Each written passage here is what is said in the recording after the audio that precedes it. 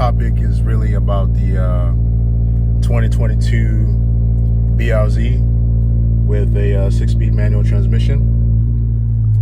I kind of want to, kind of just talk about a few things, waiting for the engine to warm up. You can see you have the blue temp light on. So it's going to take a few minutes to warm up. But in the meantime, I kind of want to introduce you to what I want to talk about this video. This video is really going to focus about rev hang and just overall experience with this car. As you can see, the car has about 26,531 miles, right? So, it's a fairly low to mid mileage car. So I want to start off on the positive. Things I like about this car, then I'll switch it up to, some of the negative, and I'll take you all for a drive. So the first thing I like about this car, obviously it's a manual. I do like the shifter, how it protrudes upwards. It's a fairly good length, going from the steering to the shifter. It's not such a long travel, right? The engagement, it's fairly notchy. It goes into gear relatively with ease sometimes, but most of the time it kind of fights me. The reverse lockout is a pull up to the left and up, right? Now you do have a backup camera, which has trajectory and all that, right? Okay, so that's a plus. I love the fact that it has a manual handbrake. A lot of manual cars nowadays are doing away with this. As a person who drives in, places with a lot of hill, I use this all the time. It's a lifesaver. I know you can do the whole put foot on brake, ease to the bite point, and then get on the throttle if you have that electronic parking brake or the foot brake. But I prefer this over those two any day. I do like that it has Apple CarPlay, Android Auto. I love the small diameter steering wheel and not a lot of buttons. You have your audio to the left, and source where you can change, what you see here, things like that, the tire PSI and things like that, right?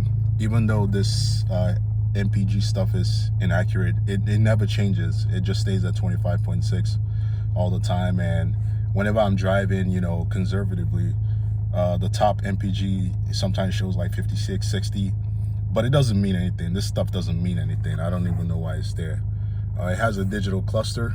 I prefer analog clusters, gauges than digital, but it'll make do. You have heated seats, and you have this button here. If you hold it, it changes the gauge, which is pretty cool. This is not my vehicle. This is a rental, so I haven't driven in track mode or with traction control off, right? Just being respectful here. So I'm gonna turn it back on, go back to the default gauge. What else do I like? I do like the seats. They're like this Alcantara seat. It feels pretty good. The bolsters are fairly good. I do like the soft touch material up top. The bottle cup holder right here. You have the back seats. And overall, this car is very practical. It's warmed up, so we're gonna go for a drive shortly. So let me turn on the AC. I do like the toggle switches, pretty cool stuff.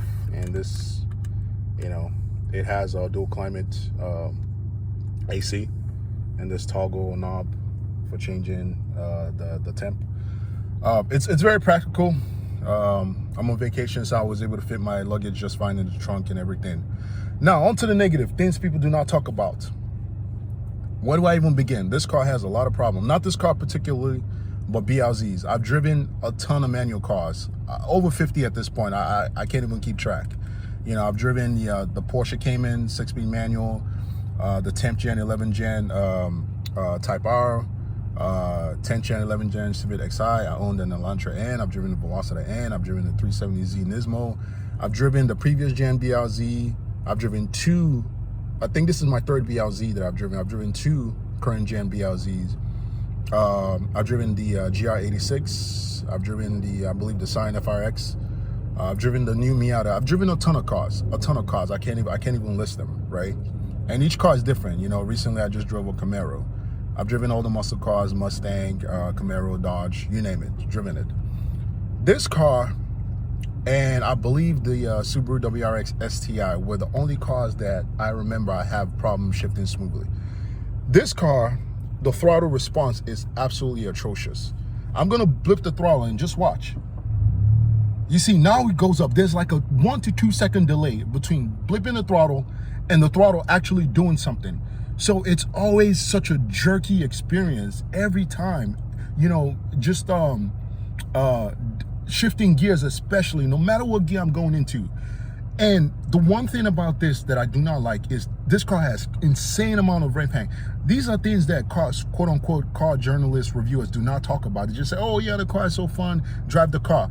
But I'm here to tell you, this car has some problems. You know, if you're someone who's experienced with driving manual transmission like I am, you're gonna find this experience to be a little challenging, right? You're gonna have a hard time with this car. Like I said, the throttle response is terrible. So I'm gonna blip it again. You see, there's this delay. And the crazy thing about it is, this is a naturally aspirated engine. And, you know, I love it for that because it revs all the way to red line. Red line is at what, 7,500 RPM? And it just pulls. There's no turbo lag. So there's, you know, taking off from a stop sign or a stoplight, you're not worried about someone behind you, you know, trying to honk that horn because you're slowing down traffic, waiting for, you know, the turbo to kick in. There's no turbo lag. It just pulls all the time. It's a linear power band. That's one thing I like about the car. However, even at low RPM, I'm gonna show you when I go for a drive, even at low RPM, there's rev hang. If I shift at under 3,000 RPM, there's rev hang. However, if I try to release the clutch slowly, the revs drop pretty much close to idle, and it just bucks. It's a bucking experience. It's a damn if you do, damn if you don't experience. It's so frustrating. Mind you, I just drove a 2024 Civic Type R, and that car was buttery smooth. And as you can see, I let this car warm up, so you can't say, oh yeah, you know, the car hasn't warmed up. I'm letting the car warm up because it's even worse when the car is cold. So I'm just sitting here in the parking lot letting the car warm up. So I'm gonna go for a drive, and hopefully you guys can see what I'm talking about. And I don't know if I mentioned it, but the pedals are perfectly spaced for heel-toe downshift. That's another highlight of this car. I can double clutch downshift perfectly, heel-toe double clutch downshift, heel-toe downshift. This is, in my opinion, one of the best pedals, you know, top 3 heel-toe downshift pedal placement I've ever experienced. And it's fun, you know, getting it just right. So let me go for a drive. You know, don't mind my camera angle.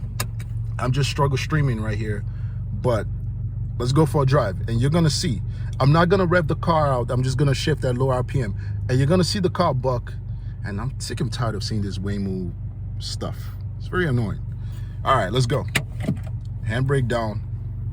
First gear. Sometimes this stuff fights me. It doesn't want to go into 5th gear. It doesn't want to go into 6th. It doesn't want to go into 1st gear. I have to go into 2nd, then 1st. I have to go into neutral, blip the throttle, then 5th, go into neutral, blip the throttle, then 6th. It's so annoying, but let's go. So 1st gear. All right, give it gas. And the clutch engagement point is very high. It's like 95% of the travel. So I'm just gonna drive around. Okay, there you go. 1st gear. Okay, I'm gonna shift now, and you see, clutch in. Okay, that wasn't too bad. But let me drive some more. All right.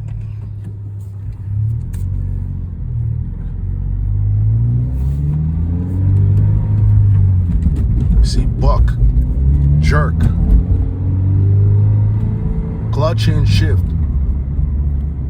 Okay, that wasn't too bad.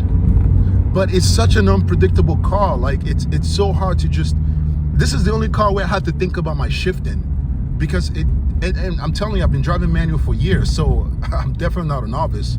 It's just this car is so inconsistent. It has crazy rev hang. Yeah, but while I wait at the light here, Let me see, what else haven't I mentioned? Okay, I mentioned the clutch engagement. It's not a lot of travel from the top to the floor, but the clutch engagement point is like 95% of the travel. Then it starts to bite and you can move. What else? Let's see.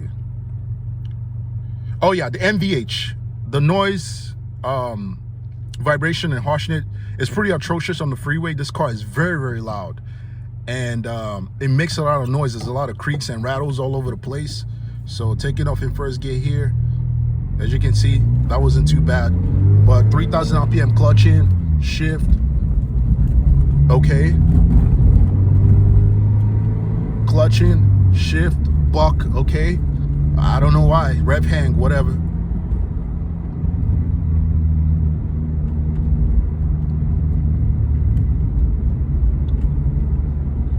So let me even shift that lower RPM, fourth gear. Clutch in, shift.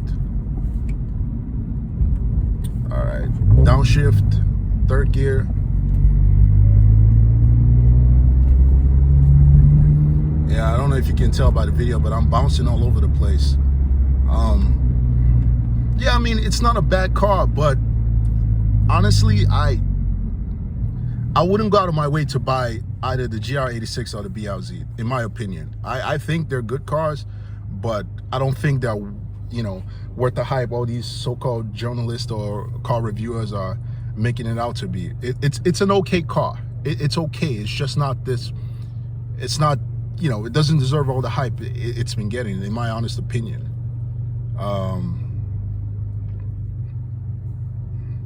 All right, we're gonna do one more, start in first gear and shift, and then I'll end the video. But I'm sure there are a bunch of things I wanted to mention that I'm forgetting. Visibility is great for the most part.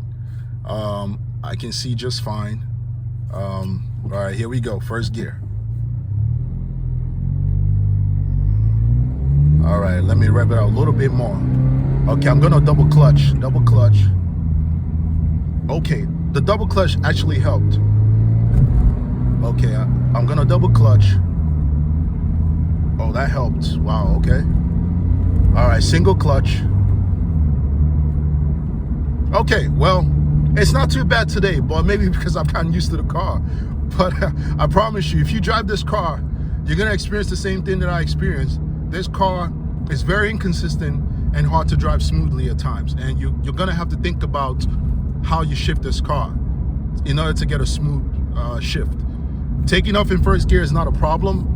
Like I said, it's just the shifting aspect, and sometimes downshifting can be a pain. All right, with that said, guys, have a good one. Take it easy.